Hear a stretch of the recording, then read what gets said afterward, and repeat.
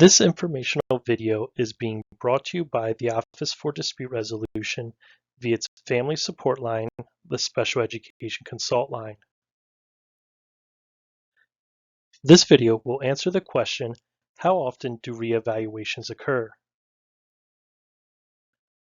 Per the IDEA, Section 300.303b2 states, a reevaluation must occur at least once every 3 years unless the parent and the public agency agree that a reevaluation is unnecessary. If the parent and the school agree that a reevaluation is unnecessary, then the school would issue an agreement to waive reevaluation form. One thing to note, the 3-year rule is the maximum time allowed between reevaluations unless the parties agree in writing to waive the reevaluation. However, as indicated in Section 300.303b1, a reevaluation may occur not more than once a year unless the parent and the school agree otherwise.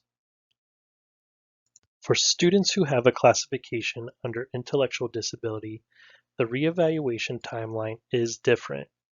For these students, they are required to be reevaluated every 2 years as indicated in Section 14.124C.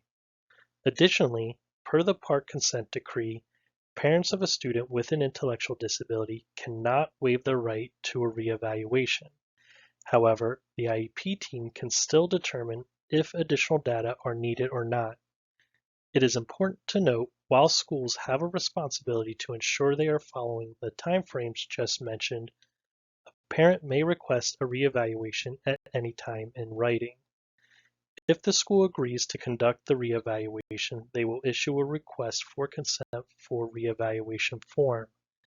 If they are declining to reevaluate, the school will issue a Notice of Recommended Educational Placement form. Here's a copy of the Agreement to Waive Reevaluation form broken into 2 parts for better visualization. Beside the option to waive the reevaluation, a reevaluation may be conducted one of 2 ways. 1. The IEP team can determine that no additional data are needed at this time and a review of existing evaluation data will be completed. Or 2. The IEP team determines that additional data are needed and a formal assessment will be completed.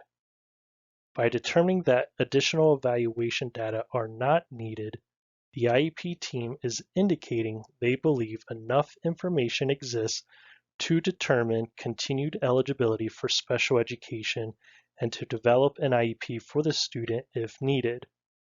Conversely, by determining that there is a need for additional evaluation data, the IEP team is indicating that more information is needed to determine continued eligibility for special education and/or develop an IEP for the student if needed.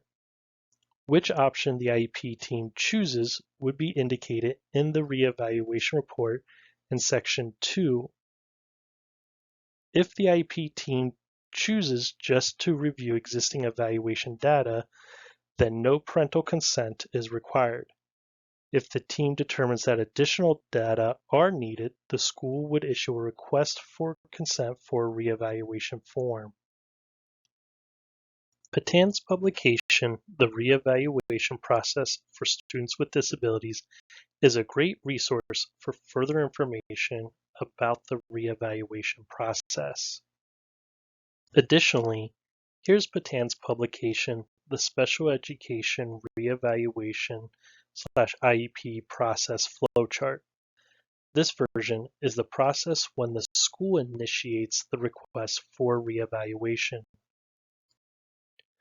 This version is the process when a parent or guardian initiates the request for reevaluation.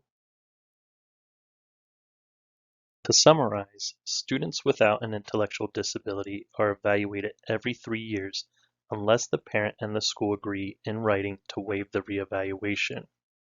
The IEP team determines if additional data are needed or not. If it is determined that additional data are needed, then a request for consent for reevaluation form is issued to the parent.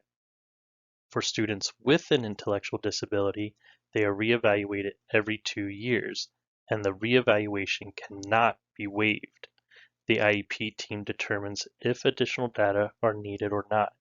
If it is determined that additional data are needed, then a request for consent for a reevaluation form is issued to the parent.